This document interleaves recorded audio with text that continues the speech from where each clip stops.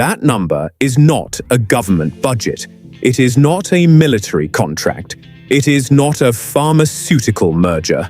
That is what Paris Saint-Germain paid for one football player, one man, two legs, 4 years of a contract. And here is the part they never taught you in school. That transfer did not just move a footballer, it moved geopolitics.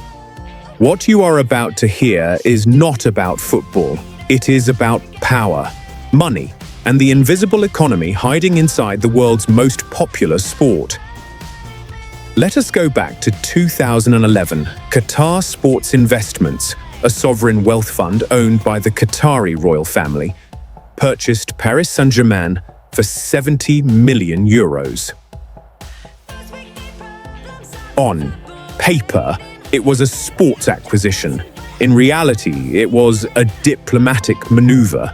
Qatar was at that moment campaigning, controversially, aggressively, to host the 2022 FIFA World Cup.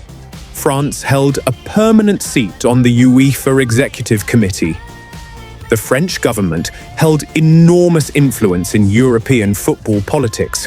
Within months of the PSG purchase, France awarded Qatar a contract worth over 10 billion euros for the construction of fighter jets. Coincidence?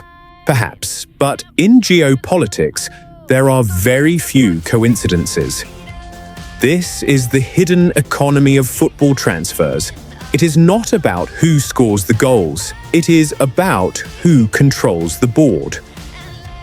When Saudi Arabia's public investment fund purchased Newcastle United in 2021, the British government, which had initially blocked the deal over piracy concerns, suddenly approved it.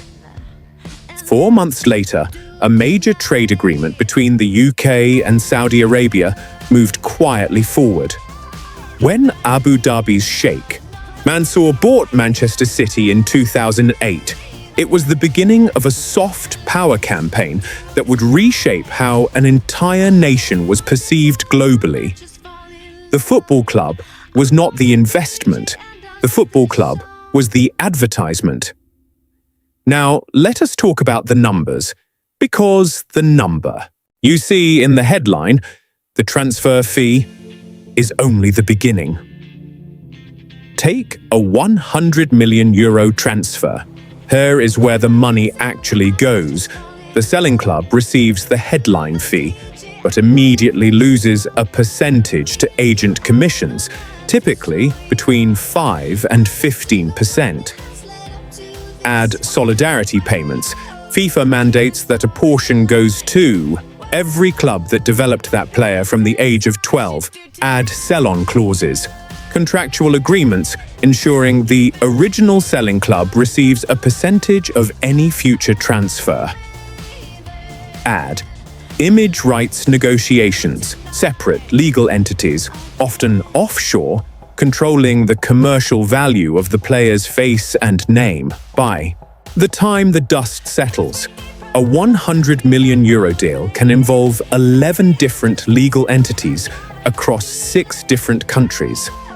And then there is the debt.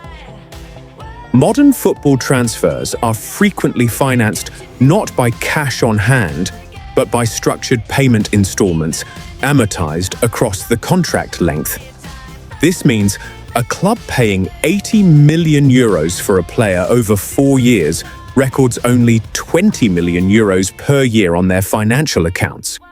It is, in accounting terms, a legal illusion. A way of making the extraordinary look ordinary, a way of spending money you have not yet earned.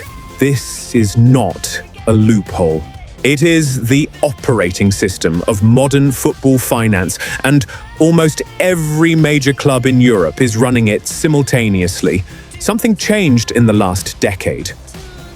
Football stopped being an asset class for billionaires with passion projects. It became a target for institutional capital, private equity firms, the same companies that buy hospitals, infrastructure, and media empires are now buying stakes in football leagues and clubs at an accelerating rate. CVC Capital Partners paid €1.6 billion for a stake in La Liga's commercial revenues. They did the same in the Premiership Rugby League. They attempted it with Serie A. Silver Lake Management acquired a 10% stake in City Football Group, the parent company that owns not just Manchester City, but 13 football clubs across 5 continents. This is no longer a sports investment. This is a portfolio strategy. The logic is ruthless and brilliant. By owning clubs across multiple leagues and continents, City Football Group can develop a player in Uruguay, sell him to the New York club to gain a work permit pathway, loan him to the Melbourne club for first-team experience, and finally transfer him to Manchester City at peak value. Having paid a fraction of the open market price at every stage, it is not a football club. It is a vertically integrated talent supply chain, and private equity spotted it before most football journalists did. UEFA has been trying to regulate this system for 15 years. First came financial fair play in 2011, a framework designed to ensure clubs could not spend more than they earned.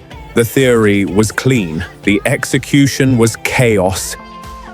Clubs hired armies of accountants to reclassify losses as investments, inflate sponsorship valuations by routing deals through owner-adjacent companies, and challenge every UEFA sanction through the Court of Arbitration for Sport. Manchester City spent 4 years fighting 115 alleged financial fair play charges, the longest, most complex financial investigation in football history. In 2022, UEFA replaced financial fair play with squad cost rules, a new framework capping the percentage of revenue clubs could spend on wages and transfers. But here is the problem. Sovereign wealth funds do not think in 3-year financial cycles. They think in decades. They can absorb losses that would bankrupt any private company because the losses are not the point. The influence is the point. No regulation designed for a normal business model can effectively govern an entity whose ownership answers to a nation-state. Warning. Here is what most football coverage refuses to say directly. Several of Europe's most celebrated clubs are technically insolvent by any standard applied outside of football. Barcelona, one of the 2 most decorated clubs in football history, reported net debts exceeding €1.35 billion in 2021. To continue operating, they invented a financial mechanism they called economic levers, mortgaging future television revenue for immediate cash. They were, in plain language, borrowing against income they had not yet received, to pay wages they could not currently afford, for players whose valuations were collapsing in real time. Juventus ran a wage manipulation scandal so severe that their entire board of directors resigned simultaneously in 2022. They had been artificially inflating transfer fees in swap deals to manufacture paper profits, deceiving auditors, regulators, and investors. Chelsea, under Todd Boehly's ownership, spent over £1 billion in 18 months, more than any club in history, and recorded operating losses of over £600 million. Their strategy relied on long-term amortization contracts, some stretching to 8 years, to keep annual losses within UEFA thresholds. The entire architecture rests on one assumption: that broadcast deals keep growing, that commercial revenues keep expanding, that the global appetite for European football is infinite, and for now, it is holding. But the moment broadcast revenues plateau, the moment a major streaming deal collapses, the moment interest Rates make debt servicing genuinely painful. The structural fragility of this system becomes catastrophic. Not for one club, for the entire ecosystem simultaneously. Zoom out far enough, and football transfers are not about football at all. They are about narrative control. Every time Saudi Arabia signs a global superstar, Ronaldo, Benzema, Neymar, the international conversation shifts. Human rights violations get fewer column inches. Investment summits get more. The country becomes, in global perception, a place associated with success, with spectacle, with aspiration. This is not accidental. It has a name: sports washing. And while critics use the term, the strategy continues, because it works. Trade deals follow soft power. Soft power follows attention, and football commands more global attention than any political speech, any trade summit, any diplomatic communique. When two nations want to send a signal of economic alliance, their leaders attend World Cup matches in the same box.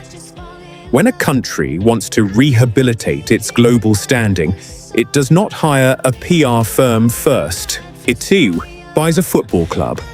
Football, at this level, is the most cost-efficient foreign policy instrument ever devised. The hidden economy of football transfers is not hidden because it is illegal.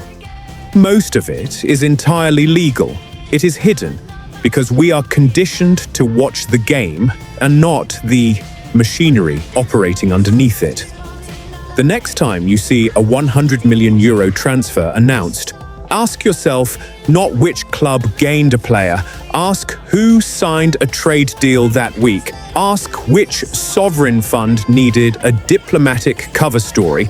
Ask which private equity firm just monetized a generation of young talent. Because in the world's most watched sport, the scoreline on the pitch is rarely the most important number.